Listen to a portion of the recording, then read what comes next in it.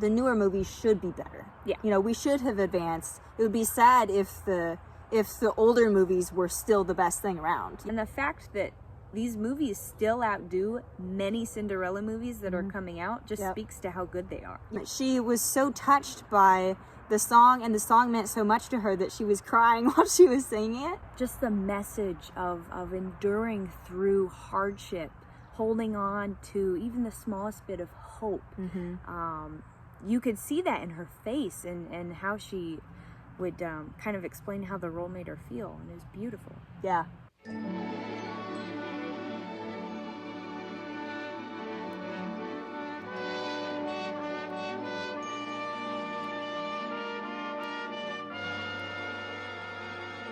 Hello, welcome to the Cindy Show. My name is Lily. And I'm Rosie. Today we're reviewing the 1965 Rodgers and Hammerstein's Cinderella, which is a TV musical movie. This movie, it's basically a play, but shot as if it was a movie. So it's like a play set, of course, of the Rodgers and Hammerstein's hit Broadway musical, Cinderella, with all their famous songs. This one stars Leslie Ann Warren, who plays Cinderella, and Stuart Damon, who plays the prince. A fun fact about this one, this movie was rehearsed for 10 days, and then it was shot in just 3 days, and all the singing was live. It wasn't dubbed over later, which is impressive. Yeah, so when we first put this movie on, we just kind of laughed because the set is pretty, it's like a play. You know, it's you know, we're used to, in our day and age, amazing graphics, all this stuff. Yeah. No, it was a play, it was, sets. Yeah. But that meant you could focus on the acting and really appreciate the actors and the singing and everything. So that was good. Yeah. Kind of another fun fact is the narrator, the king, who, his name is Walter Pidgeon, the guy who played the king in this movie, and he actually narrated the 1955 The Glass Slipper, which was the first live-action Cinderella movie made. Kind of a fun connection there. And we also have reviewed that, so go check that out. Yeah, check that one out. And we've danced together before, too. Cinderella. I'd say one of the biggest likes for me was the singing. I think Cinderella and the prince did a pretty good job, especially the prince. His voice was really good, especially for being live. Yes. Yeah. Yeah. And it really matters so much in a movie that the focus is all on the acting and the singing. And so he had to have a good voice. And she had a good voice too, Leslie Ann Warren. She had a really good voice too. Yeah. It was just, that was very important for the success of this film, and they pulled it off. It was good. I may never come down to earth again.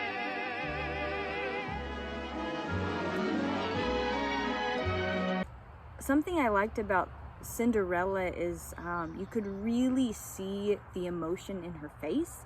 You could feel the emotion when she was singing, which I liked. She did a good job as Cinderella, Leslie Ann Warren. Yeah, and actually, the oldest version of this Rodgers and Hammerstein was with Julie Andrews, and we reviewed that one as well, and we commented that she actually also did a really good job with her facial expressions of singing and everything too. Yeah. So that's cool. Yeah. There's quite a few. There's a lot of differences. So there's 3 total Rodgers and Hammerstein Cinderella movies. The 1957 Julie Andrews version, this version, and the 1997 Brandy version. Our favorite, of course, is Whitney Houston. Yeah, Brandy. The cast in that one is just unbeatable. And of course, the budget was so much bigger. Yeah. Larger set. The actors were amazing. The outfits were fantastic. The singing was it was great. It was awesome. So it's hard to top that one, of course. I secretly hope that they never try to make a redo, because it's like trying to redo a classic. Once it's done really well, just don't even touch it, Yeah.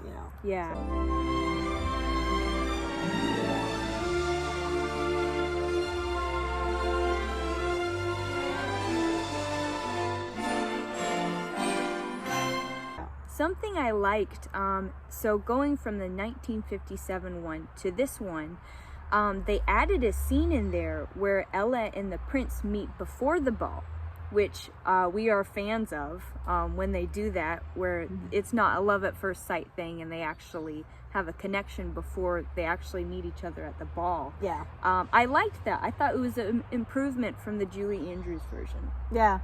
Yeah, also Cinderella wears a scarf in her hair and she has like smudges on her face and everything. Typical, but I really liked the scarf in her hair. It added like a new touch that I think they were probably going for like a peasant look or something like that. Yeah. But the colors in this movie were also, they seemed a little bit off for, I guess it was a little bit off. There were like some neons and some weird color palettes there. Yeah. So that was interesting, but I think that just shows that it was filmed in a different time period, you know? So. Yeah. A dislike for me is, well, I'd say the biggest one was the set. It just felt really, it was really fake, and it was supposed to feel fake. Like you mentioned, we're really used to huge sets, going to amazing, beautiful places and shooting scenes. Like in the 2021 Three Wishes for Cinderella, where it was an icy landscape. It was beautiful. And the 2015 live action Cinderella, where there's so much done in the visual effects. This didn't have that. But as time goes by, our visual effects, it gets better. We learn different things about cinematography and sound and music. So as time goes by, we really should, like, our movies should be improving. Yeah. So these older Cinderella movies actually did a great job given what they had. Yes.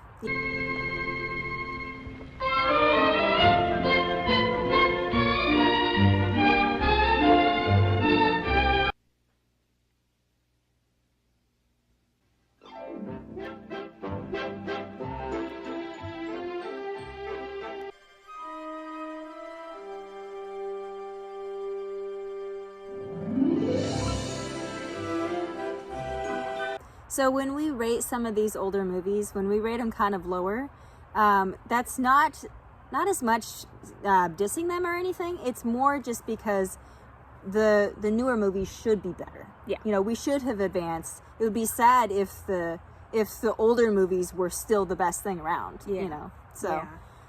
Something that I was going to mention was there are about 3 short little video clips on YouTube with Leslie Ann Warren when she's an adult talking about what it was like to play Cinderella. And she talks about the director talking to her about when they were rehearsing the In My Own Little Corner song.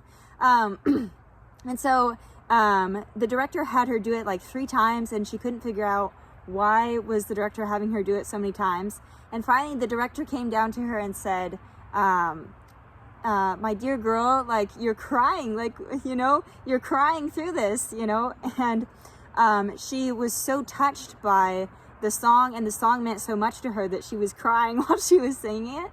And so the director said that that song also meant a lot to him and to other directors as they were growing up, that they would just go into another room when things were rough, when things were hard, and they would go into another room and shut the door and sing this song. So that kind of adds another level of just endearing thing to that song. And of course, we love that song. Brandy does a really good job of singing that in the 1997 version and acting it out and everything, and really singing and having the facial expressions that go with it. But that kind of adds kind of a deeper thing to that. So. Yeah.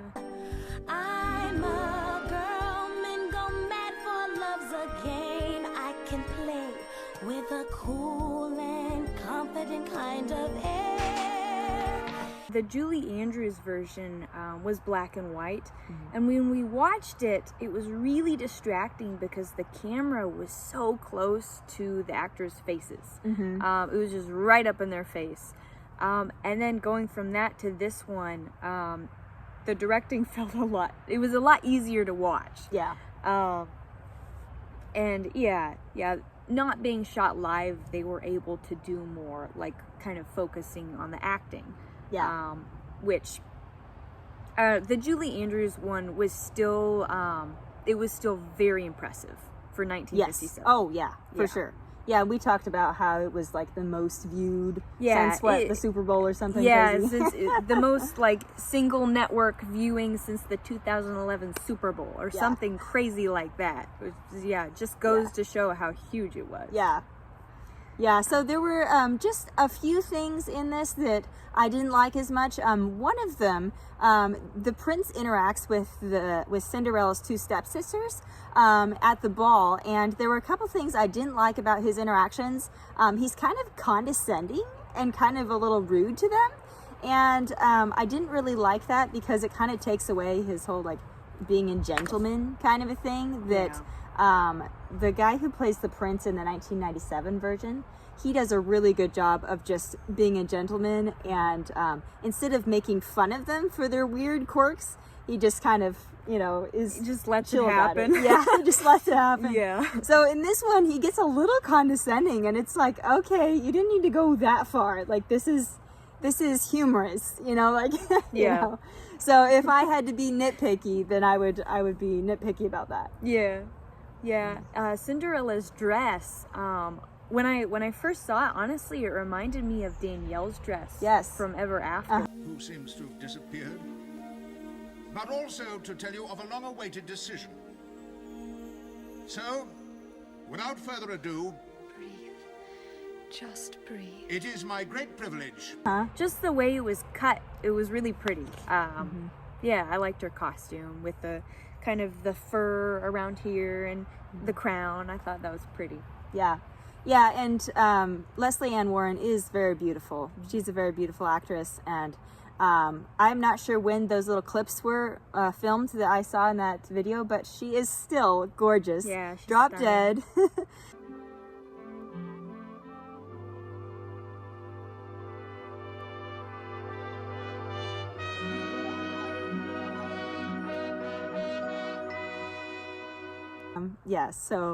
Yes, we love her. It was very cool to see those clips of her on YouTube. Yeah. And just hear her talking. She's kind of like very soft spoken and just very sweet. So that was cool. Yeah, you could still hear in her voice how much playing the role of Cinderella meant to her, even then.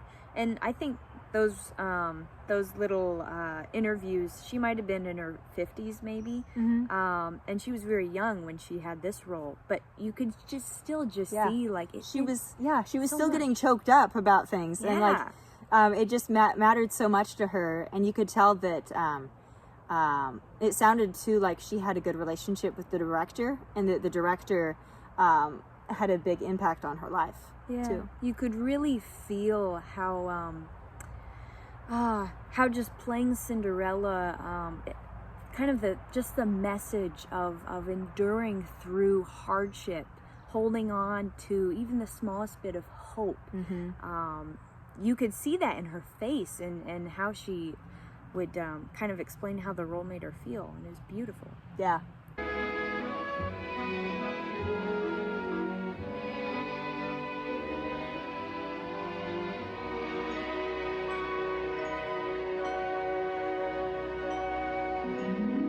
What are we going to rate this? So we were going to rate this movie a 5 out of 10, and since we liked it better than the Julie Andrews version, we were going to drop that one down to a 4.5. Also, I just want to reiterate this again. Keep in mind, like, those aren't bad ratings. Honestly, I don't really consider anything a bad rating unless it's a 3.5 or lower, because we're not rating any other movies. We're just rating Cinderella movies 1 out of 10.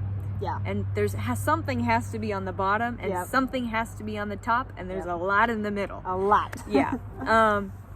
So I know a lot of people really love this movie. They really love the classics, and you should, because it was great. But then again, as time passes, just all our resources are changing. So of course, we should be coming out with even better Cinderella movies. And the fact that these movies still outdo many Cinderella movies that are coming out just speaks to how good they are. Yes, definitely.